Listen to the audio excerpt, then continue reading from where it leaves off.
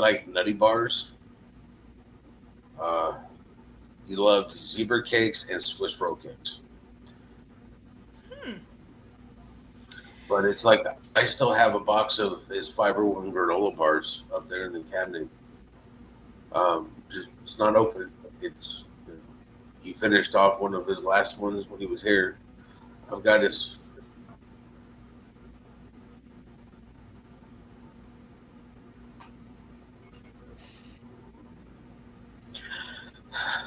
Deep breath, buddy.